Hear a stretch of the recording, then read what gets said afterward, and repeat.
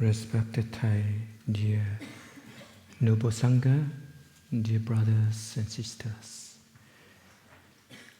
It's funny that in front of me is small people, small group, and on my left is a bigger group, on my right a bigger group.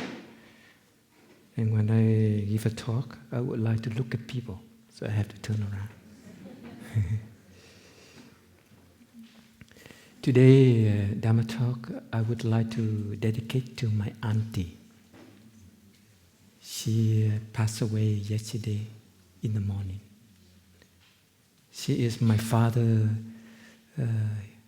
younger sister. Her name is Nguyệt Thị Dân. Dân means she was born in the year of the tiger. Dân, just like Sister Chân Không was also born in that same year, 79. My auntie looked exactly like my grandmother. And she is very devoted Buddhist. She practices the Pure Land tradition. Her lover is the Buddha, Amrita Buddha, the Buddha of light.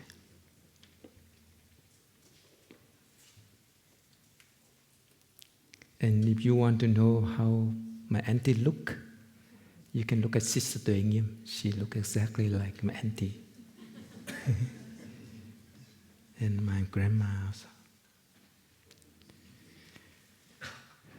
Yesterday we have a very beautiful Dharma teacher meeting in Shanghai, and it's very strong sharing, very direct, very powerful, and it's bring a lot of improvement in the Sangha life.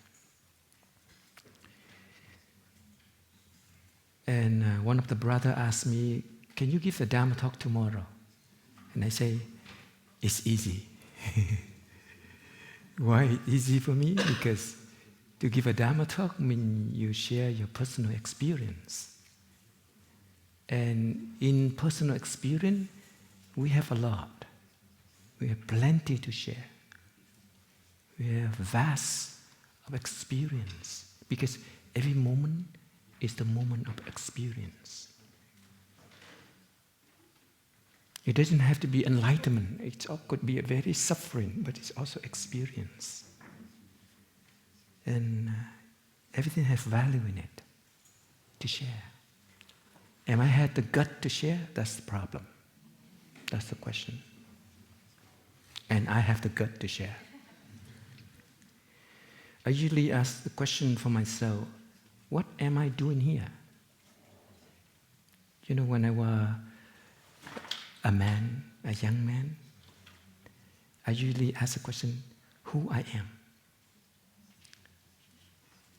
The time that I climb up to the mountain, very close to my house, I was in the university, and sitting alone on the mountain during the sunset, I asked myself who I am,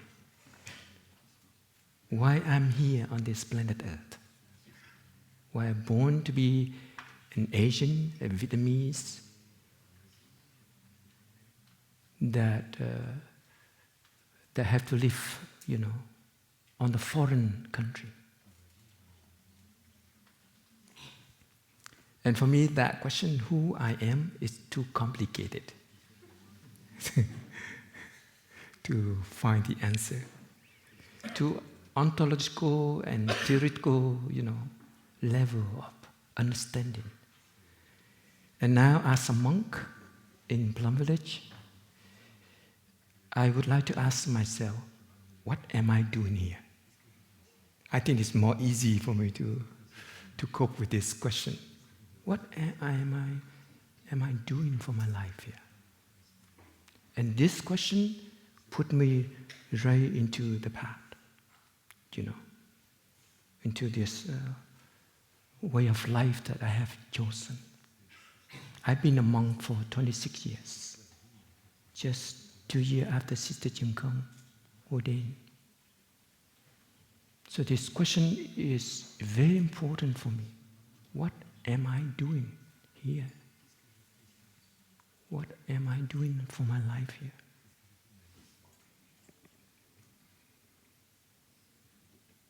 And the answer is so clear. Here in Plum Village, the only important thing that I have to do is to do my practice, the daily practice. To really do it. If I'm not doing the practice, I'm wasting my life here. And I don't realize my aspiration, from very beginning aspiration, when I kneel down to ask my teacher, my Sangha to be ordained as a monk.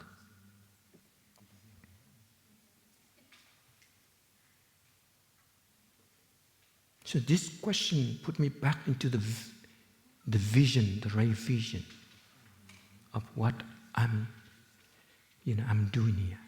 I decided, to do it here. So we need to resolidate our vision that we have chosen, our way of life, that we have been, put our heart into it. Why keep doing, when the initial joy and happiness is not there? Why? Something is wrong. So that is my question. Something is wrong in my life, my way of life, my practice. For me, the practice is very precious. The practice is something more than anything value. And the other day, I asked one of the sisters, she walked by me, by my side. After the formal meal, I said, sister, to be aware of every step is not easy thing. And she said, yes, Sucha, you are totally right. She called me Sucha, but actually she's also a young Dharma teacher. Every step, to be aware of every step that we make is not easy at all. It's an art, it's a training. It's a great training for our mind to really stop, to be really in touch with Mother Earth, to be yourself.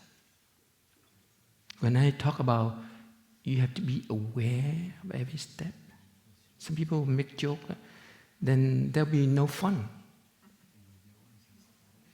Because he missed the point. When we are aware of every step, we have a lot of fun. It's not like a kind of struggling, to shut down or fixation on one thing. It's the training of mindfulness, the training of awareness, to lead up the awareness in our mind and develop the power of concentration. And then when we feel like that, then the question, what am I doing here, can be answered.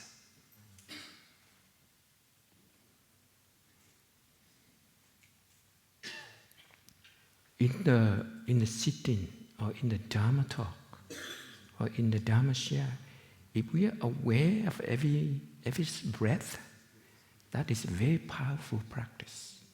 Certainly, our mind opening up, our mind spread out, and we can be able to listen well.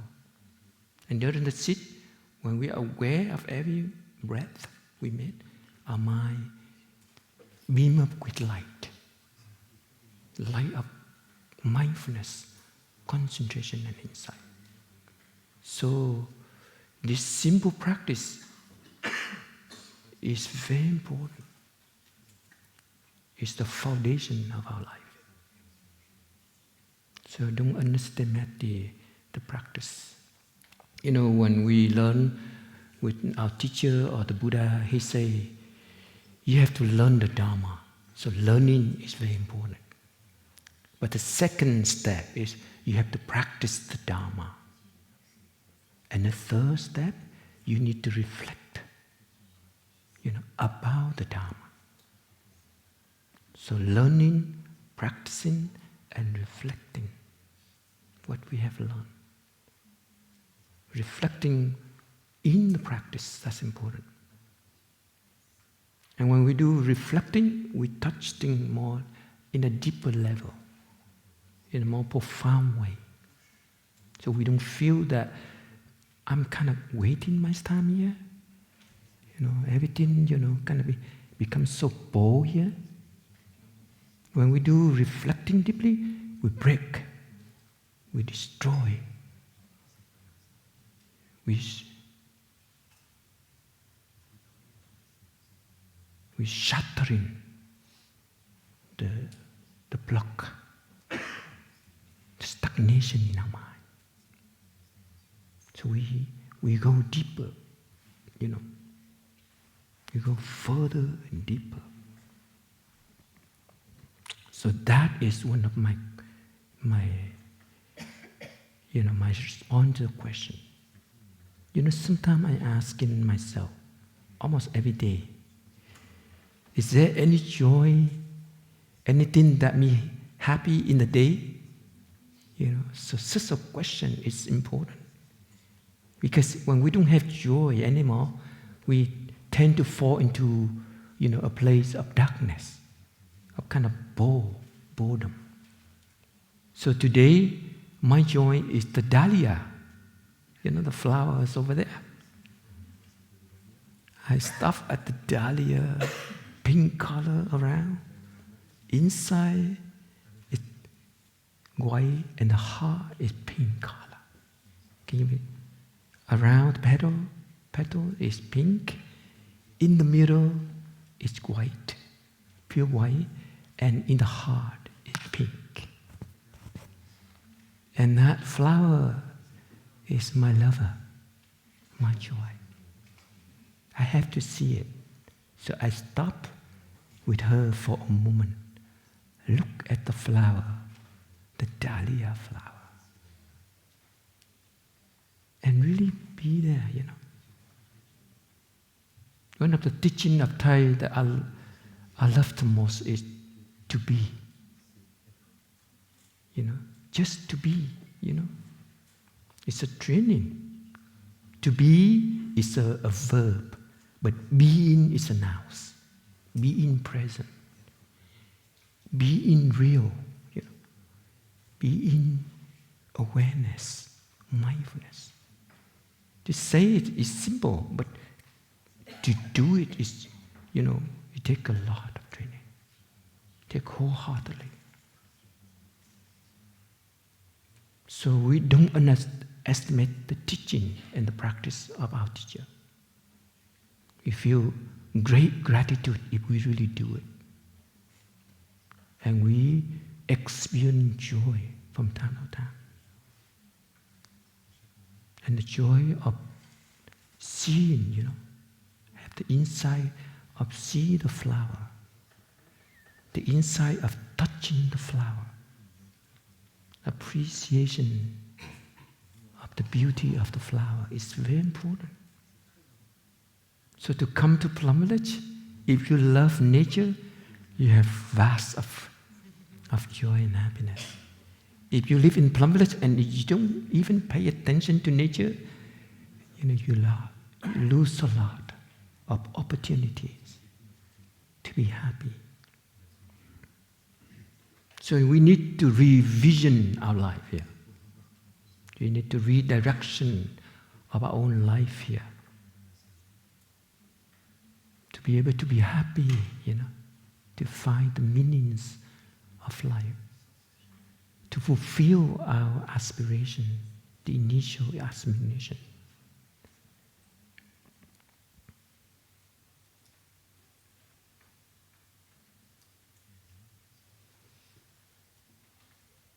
And we don't want, we don't want to drag on like this. We want to change. We want to wake up and to change. To be able to generate the energy within, the energy of mindfulness, the energy of concentration, and that is also insight. So for me, insight is every breath. Insight is every step that we make. Insight is not at the end of the road. When I was a novice, I practiced a lot of sitting meditation. And there are times that I sat for 2 hours. And my aim is to get into great samadhi. I mean, you are really concentrated. Your mind totally, concentrated. And you get enlightenment. Become Buddha. And that's just insane because it doesn't work that way. I can train, to get some kind of concentration, but that is not the way we train here. Train is every moment of awareness. So we don't practice only in the sitting, but we practice in our daily life. That's why you will not see that Plum will have like 2 hours long sitting. Maybe now, the brothers have 45 minutes. So they increase a little bit. But in my time as a novice, only 30 minutes sitting. And then slow walking, we call Kenan. And then another 30 minutes sitting, and then a chant. So our teacher want to make the mindfulness practice into a daily thing, a daily life. It's not like you have to sit, to get enlightenment. It's the matter of transformation, the matter of, training the energy, developing, generating the energy of awareness, of mindfulness. So to be, to be aware of the step, every step, that's very powerful. If you can do that all day long, wow. No complaint. No way that you say Plumless practice is only, for the beginner. No way that you go say, I have to go to some other tradition, to find a more deeper method of practice. I was like that as a novice. When I was, after ordained 4 years, I was a newly bhikkhu already. And I go to Hoa Câu, the room in the Lower Hamlet of our teacher, and I say, Thầy, I would like to ask you to leave the Sangha, to go to India to learn and study and practice under the Dalai Lama. Because what I practice in here, it doesn't work for me. It's too shallow. I want something more strong, more powerful, because I want to get enlightenment. And you know what Thầy said? He said, can you breathe? Can you be mindful of your breath during the sitting meditation? And I say, no, I can't do it. To be honest, my mind keeps running away a lot. Only 30 minutes, I cannot concentrate on my breath from the beginning to the end. And he said, can you be aware of your step? During the walking meditation, I say, no, Thầy, I can't do that. He said, then stay. You see? So it's very clear that my mind haven't trained yet. I have not trained, fully yet. And I already feel that this practice doesn't work. So it's only a crazy mind. a mind that you live on this mountain and you're thinking about the other mountain. It's more green over there, more joy, more fun over there. You see? So our minds have that tendency of a horse that to run. So to share with you like this, to see how precious is the practice, the simple practice, but it brings very deep, level, dimension of mindfulness and concentration. For me, I realize now that mindfulness, the energy of mindfulness, not everyone is the same. We do in the practice together, simple practice together, like walking meditation together, sitting meditation together, but the energy of mindfulness of every one of us, totally different. You see? So that's why we need, to be more humble. And to ask myself that, am I practicing? Am I really doing the practice? Or I'm just sitting there, and thinking about this and that. Or I'm just, to be there so that everybody knows that I'm coming. I join the Sangha life. And that's really sad, huh? You come just for counting, the present. Or am I sitting there just, to run away from my own problem? So the gut is to really face our own problem. Sometimes we don't have that gut. We're doing sitting meditation, but we are like going to a dark cave. We want to cover up. We want to run away from the problem. So it comes to the place where we need to be really honest with ourselves, to be truthful with ourselves, to really see who we are, how we behave, how we're feeling, how our feeling is, and how our mind perception. And one of the practice the Buddha offers is very important. It's called 7 factors of enlightenment. And today I would like to share with you like that. The first factor of enlightenment, when you're talking about enlightenment, it kind of vague. It kind of like very difficult to talk about. But for the Buddha, enlightenment, there is 7 factors. There are 7 tools to realize enlightenment. And the first tool is mindfulness. Mindfulness is the first factor of enlightenment. Without mindfulness, no enlightenment. Sati. So that's why we are on the right track at the Plum. We are training mindfulness. Our teacher teach us so clear about what is mindfulness and how to practice, how to do it, how to generate the energy of mindfulness. And for me, mindfulness is to be. To be.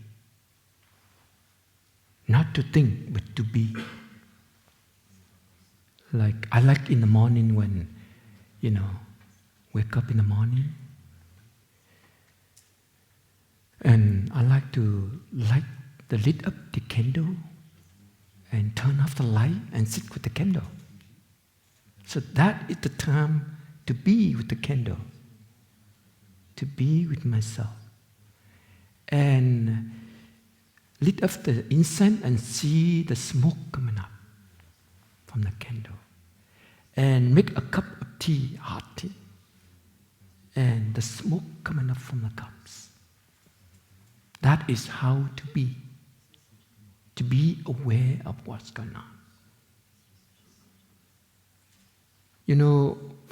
When we practice for a while, we probably, don't pay attention to this little, thing in life. We're thinking about something else. But this little thing in life is a real life. Making a cup of tea, see the smoke coming up, let the candle see the light sparkling. Make the incense and see smoke coming up, dancing, rising up, fly up. That is mindfulness. Mindfulness is just to be aware. For me, when we touch, we feel the earth, that's mindfulness. When I hear the song of the bird, that's mindfulness. When I feel the caressing of the wind on my body, that is mindfulness. When I walk under the sunshine and I feel the warmth, that is mindfulness. So mindfulness is something real. It's an energy, it's not a thought. It's a real energy. And that brings right into the track, the zone of enlightenment. We go into the right track.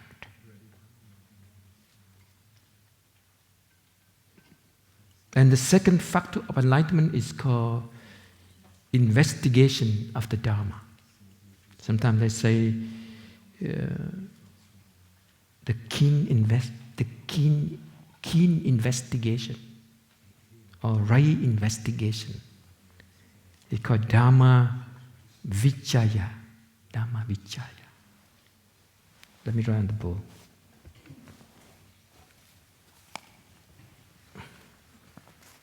So we don't talk about enlightenment survey.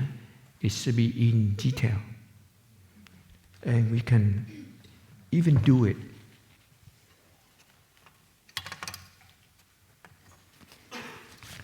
There are two kinds of Dharma. We call mere image Dharma, or just, barely intellectual Dharma. And the second Dharma is the real Dharma, the insight, the experience Dharma. And this is the path of enlightenment.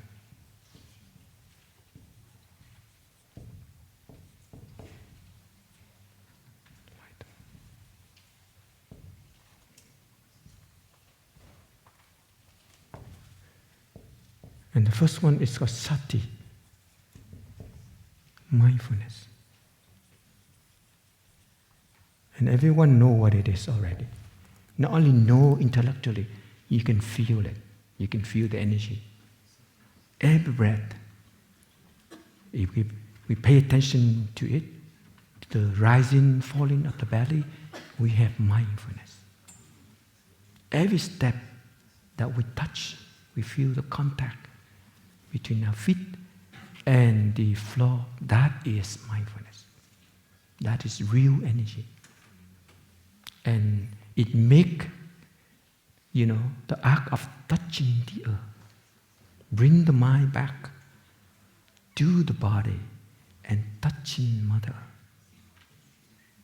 That is called mindfulness. So there's no way we get lost here if we really do it. If we get lost, that means we haven't practiced yet. We haven't practiced mindfulness yet. We don't have the faith into the practice of mindfulness. Because this is the first door of enlightenment. No mindfulness, no enlightenment. And one day in the wake-up retreat, 3 years ago, there's a young man came to me and say, "Dear brother, what is enlightenment?" I say, "Okay, come with me." I take him to the tea house, the tea hut, and I make a cup of tea for him, and I make another cup of tea for me. I say, "Drink your tea, and you know what is enlightenment." And he drank tea with me, and he said, "But I still want to know what is enlightenment."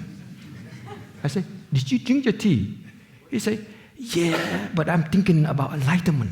I say, "Just drink your tea." You see? And he kind of confused. So okay, come with me. I took him to the garden over there.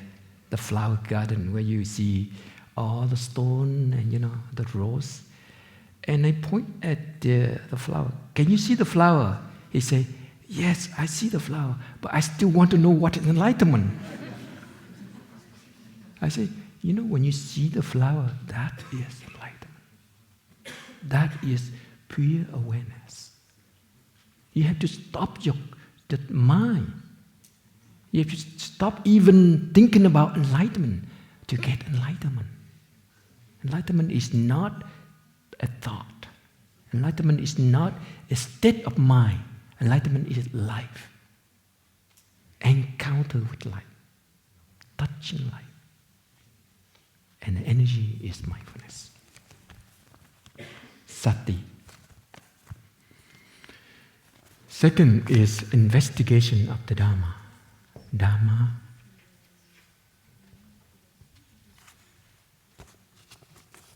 Vijaya.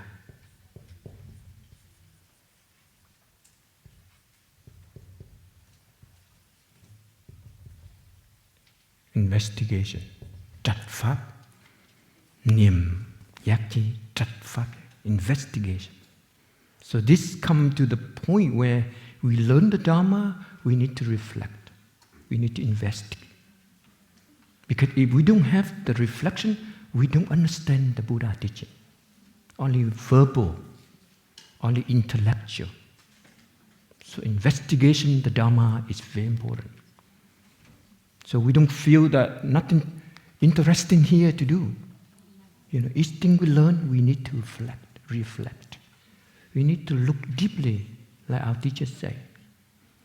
We put all our energy, our time, our life into the work of reflection.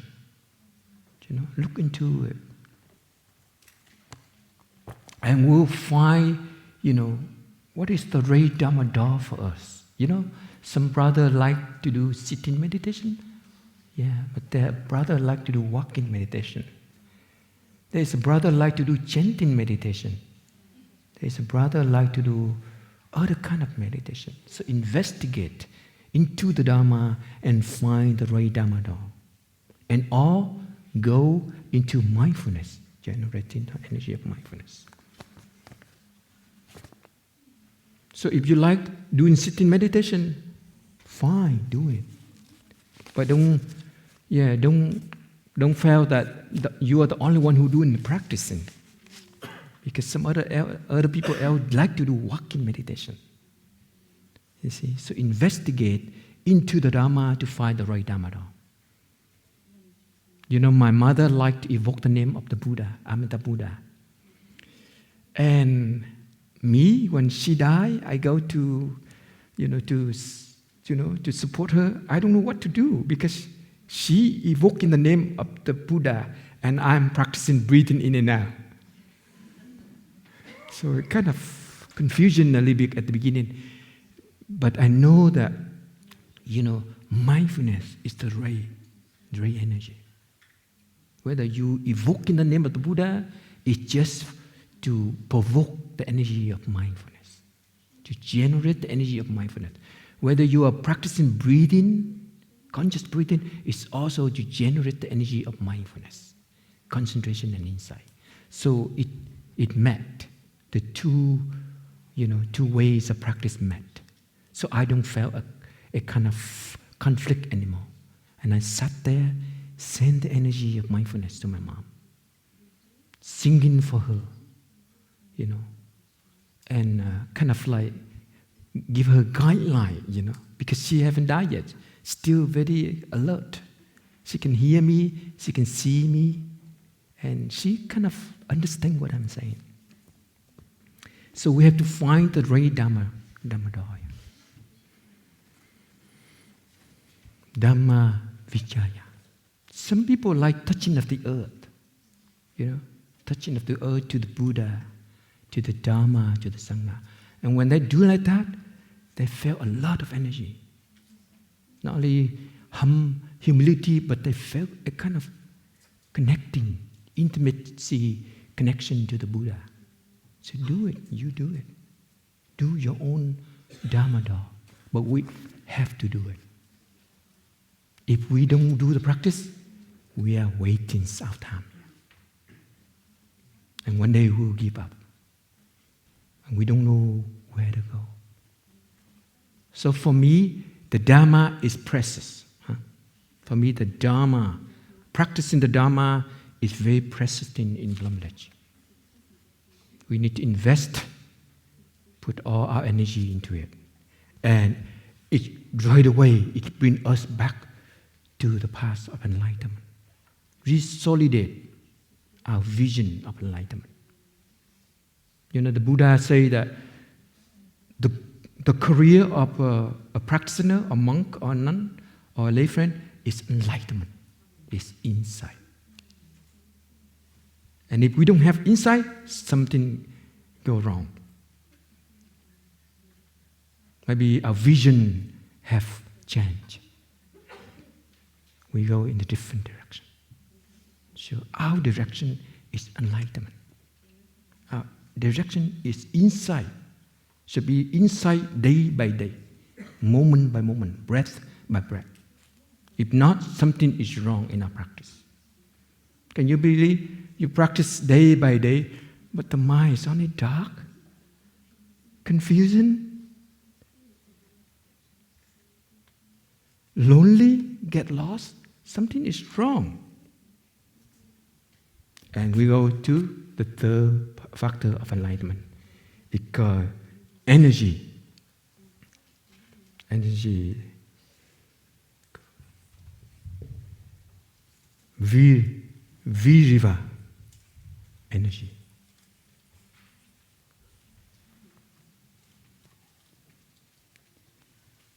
Virya. Energy. Energy is more like, the power within. The force within. Energy here, like that. And it comes from, diligence in the practice. It's not from the sky that you're going to get that force. Nobody gives this force to you. You have to get it. You have to do it. Even your teacher loves you so much, he cannot give you the energy. Vijaya is the energy within. Nội lực, energy within.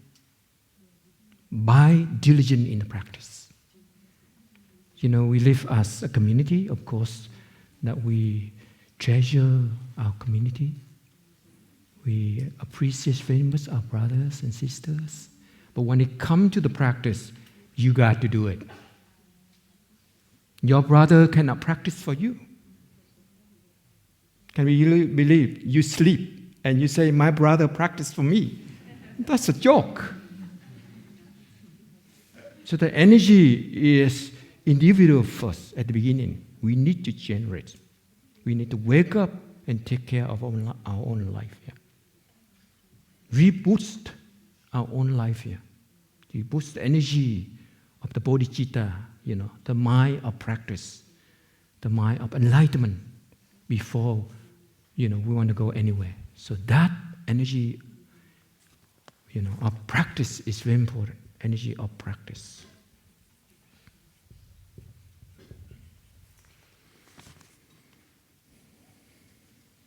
We need this energy a lot. If we skip the practice for a while, we lose everything. To come back to the Sangha practice, to the daily life, is very difficult. So we need to remember that. This is the way of life, practicing. When I share like this, some brothers say, you force me to practice a lot. But actually, nobody forced anybody. You choose to come here. We choose to come here. And the Sangha life is a gift. It's an opportunity. It's an offering like a dish. We come to eat. So energy. Sometimes the energy here is not like you practice until you exhausted. No. The energy here is the power of mindfulness. The power of concentration. And especially the power of insight. And you see the negative, the negative tendency in you, and you transform that negative. They call negative mental formation. And you transform that negative mental formation. Like what? Like lazy, like disperse, like anger, like jealousy. You transform this energy into a positive energy. And when there is a positive energy, like love, joy, letting go, you make it grow more powerful. So energy here, it has that meant to transform the mind into a positive energy. So it has to do with the reflecting into our own mind, our own feeling. It's not like you have to go sitting a lot. Remember that. So it's called nội lực, the inner energy, diligence. And in Vietnamese we call tinh tấn. Tấn giác chi. Without this, no energy. Without tấn giác chi, without diligence, no energy. And don't blame anyone. No energy because we are too lazy. If you want to be an engineer, you have to be diligent also, right? If you want to be a doctor, you need to be diligent. So don't mention about to be a Buddha. You have to be diligent. To get enlightenment, you got to be diligent.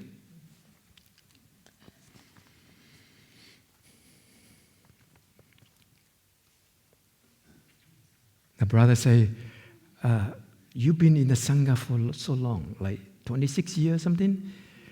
What makes you so diligent in the practice? I told him that because I like it.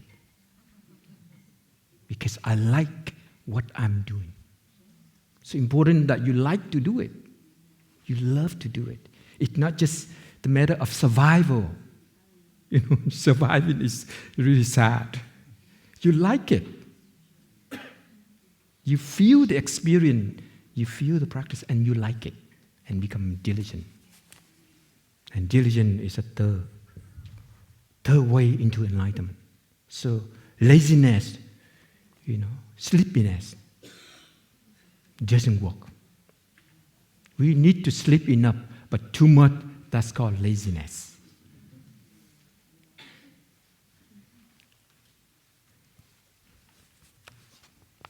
Sometimes I have a feeling that I'm like a little bit too strong. I'm like a lion, raw. Sometimes I felt that I'm like a soldier, a warrior. Always go for, never give up. And sometimes a warrior for within me. There's so many demons in me. Darkness side, dark force in me. So I have to be a warrior. Go forward. Continue, not giving up. So sometimes we need this kind of strong energy, to continue our life, or we lose the battle.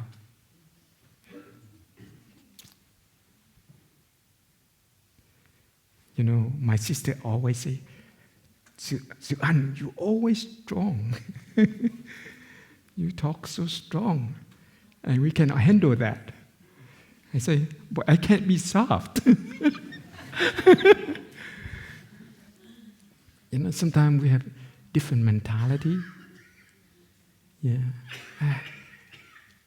But it's not true. I can be very soft. I can be very tender. Sometimes I have a feeling that I'm like, I'm like a night, deep night, very quiet. Sometimes I'm like a meadow, very tender, very vast. But sometimes I'm like a warrior. Depend on what energy in me that I have to manifest into a different way. But of course, I'm kind of more concerned about my own life. For the other, it's their business. And I just want to share about my practice. Joy. This has come to the place where joy is a factor of enlightenment, called piti. Piti. Piti is not English, okay? It's in Pali. Piti means joy. Sometimes they call bliss. Sometimes they call rapture. Joy is important. No joy, too depressed, it doesn't work. Can you believe a depressed guy get enlightenment? No way.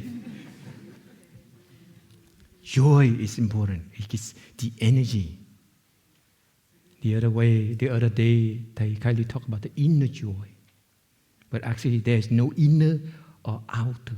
Joy is joy. It rises up from awareness, from practicing, from seeing, from the vision. You see it and you got joy. Like me, this morning, I got in touch with the dahlia, the flower. But in the day, there's so many elements bring joy. But can we touch it? There are so many elements within also bring joy. Can we feel it? That's the whole thing. That's an art. So joy is very important. Joy is the factor of enlightenment. Remember, this joy is not opposite to sad, okay? This joy is the joy of the Dharma, the joy of mindfulness, the joy of concentration, and the joy of freedom, letting go. Ly sinh hỷ lạc, định sinh hỷ lạc. This joy is more than joy and sadness. Remember that. It's spiritual joy, and it's nourishing. It gives us energy to go forward.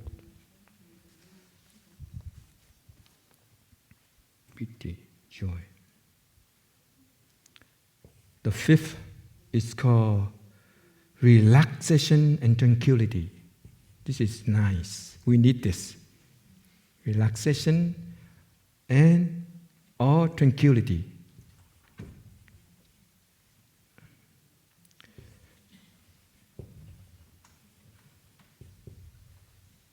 Passaddhi is the word.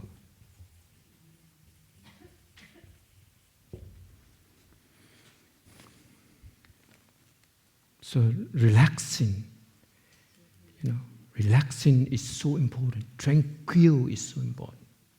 Relaxing the body, tranquil the mind, calm the mind. It's a way into enlightenment. That's why confusing mind, you cannot get insight. And no insight, no freedom.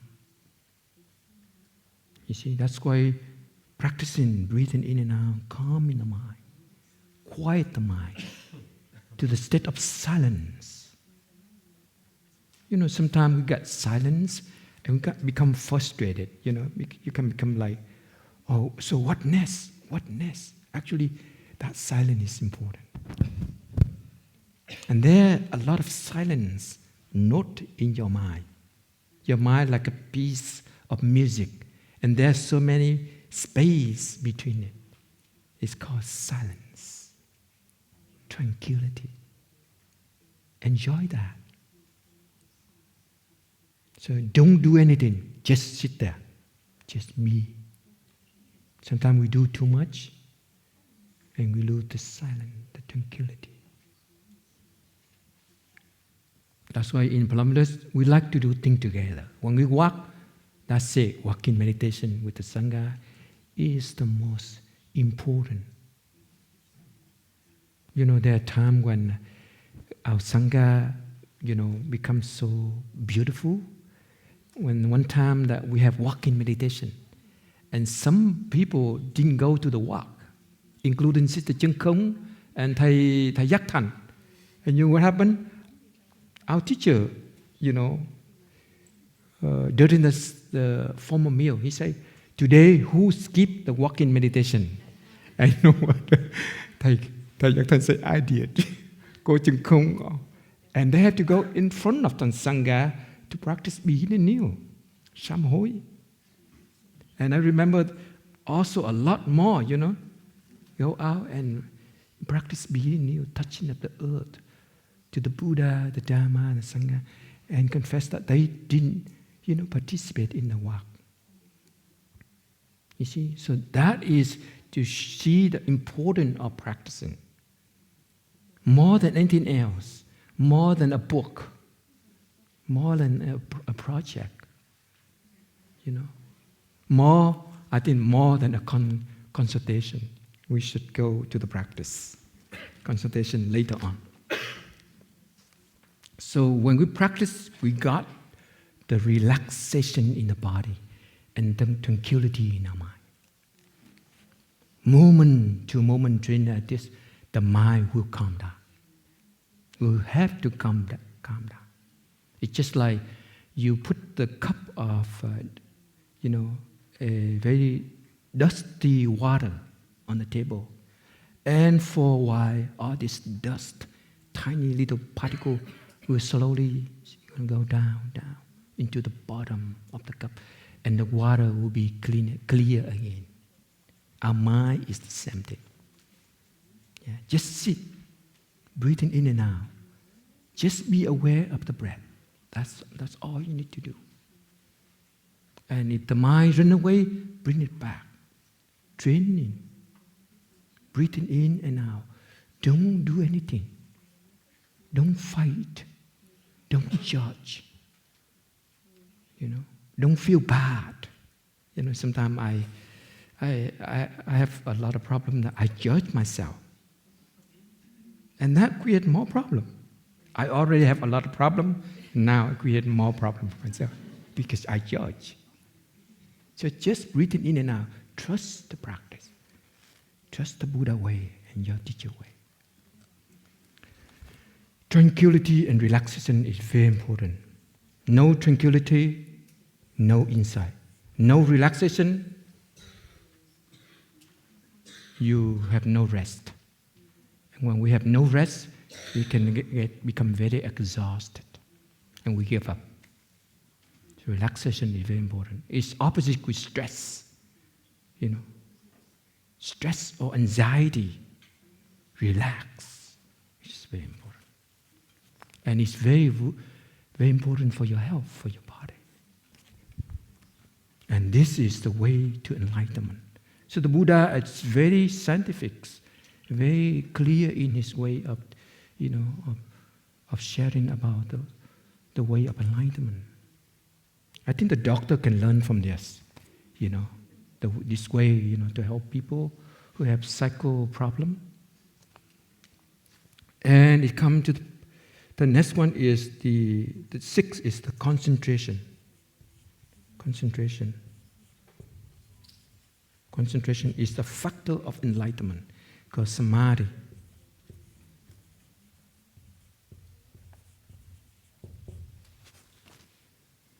Samadhi, concentration, focusing. That's why I say, be aware of every step. It's not easy. It needs a lot of training in concentration. Because our mind, run away. Our mind is like a, air jet always take off. Like a rocket fly on the sky. It doesn't want to stay on the ground. Concentration is the training. It's very important power, the inner power. No concentration, no enlightenment, for sure. No freedom. We cannot do anything. We cannot even see ourselves. We cannot even see our own problem with no concentration. So concentration, it goes along with mindfulness. Yeah, one breath of mindfulness is also one breath of concentration. And it's also one breath of insight.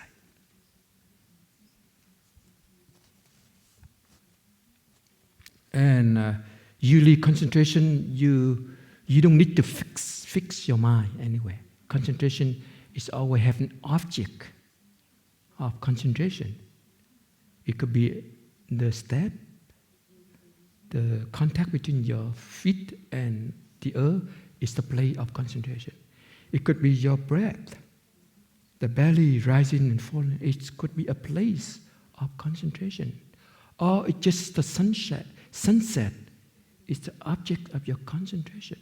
So concentration is very flexible, very dynamic, very live, very lively, alive. It's not a fixation, close up. So when we talk about, I'm aware of my breath, my step, it doesn't mean that you get stuck there and you don't see anything. You're aware because your mind is calm, your mind is concentrated. And then you see life more real, more clearer. It's just like, the spotlight, right? When it's spot, you can see the singer more clearer. But when the light spread out, you don't see her. Her image is like kind of veil a little bit. So concentration is like a spotlight. Make you see things more clear instead of dispersion. So the opposite of concentration is dispersion.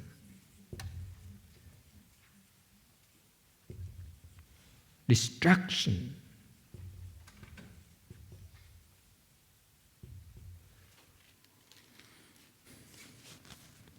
So we need our mind to be concentrated, focus on what we are doing.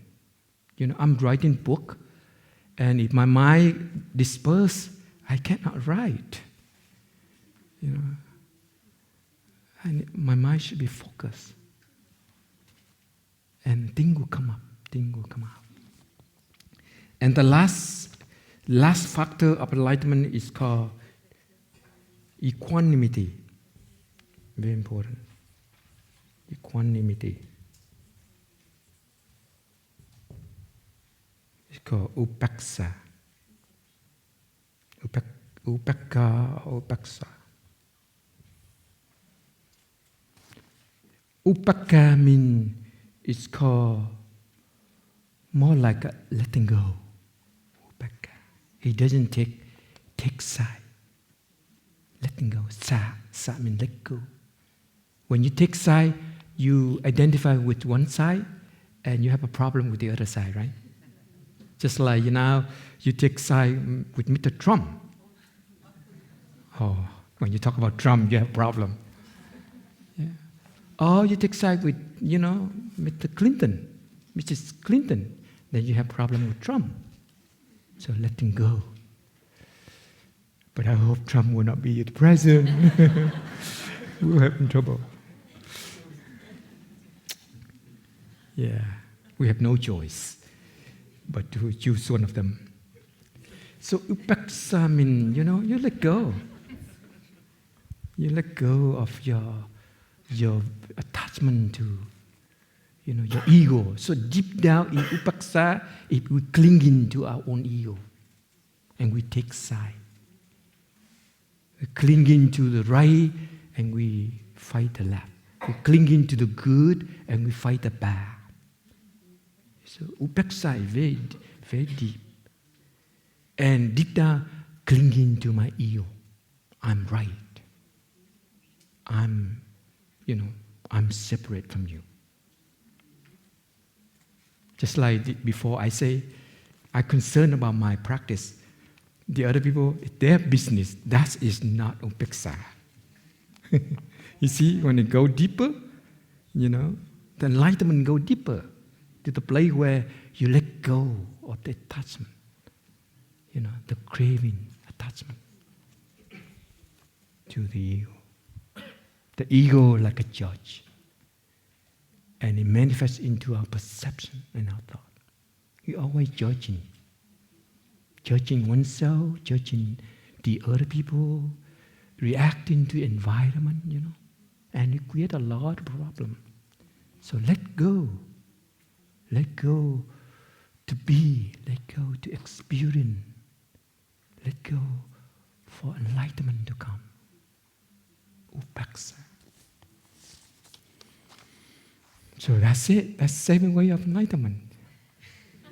Do you get the door? Do you have any door into this? If you don't, something is wrong. Maybe we take a wrong path. 7 ways of enlightenment, 7 doors, 7 factors of enlightenment we need to cultivate every day, day by day. Then the answer to the question, what am I doing here, will be so clear. Am I wasting my time? Now I'm 53. Sometimes I kind of, a little bit eager that when can I get enlightenment? Sometimes I ask my question like that. When should I get enlightenment? Or when will I have disciple? So that also take me away. So this 7 factor, 7 way of enlightenment. For me, freedom is very important for me, more than anything else.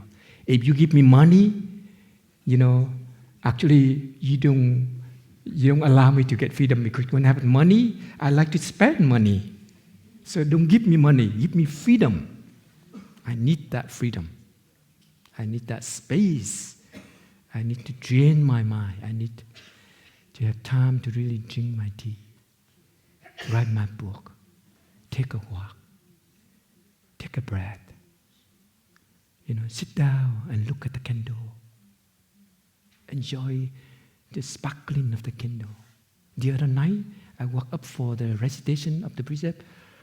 The moonlight, wow. It's so beautiful. Like it dropping light down into the pine forest. Wow, amazing. And that is the time where my auntie passed away. I have a feeling someone followed me. I think my auntie followed me, because we always have connection. So she followed me just like my mom followed me. So when I walking around, I think I do it for them also.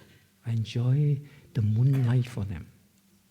I practice step for them. When you talk about you walk for your teacher, it's a little bit, very clear for me right now.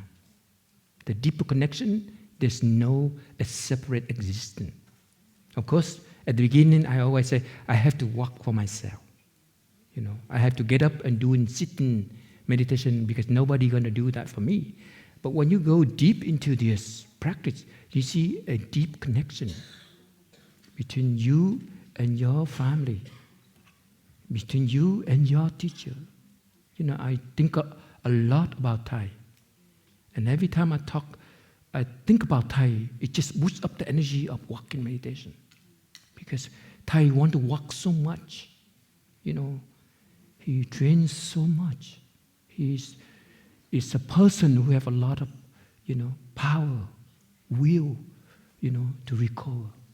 And when I think about Thầy, I really do the practice of walking. So thinking about the teacher is so important in our daily practice. Because your teacher is who you entrust for this path of enlightenment. And he has that power. He has that will. And why we let our life like that? Isn't it sad when we let him down? Isn't it sad when we let the people we love down? If we drag on like this. So thank you very much for your listening.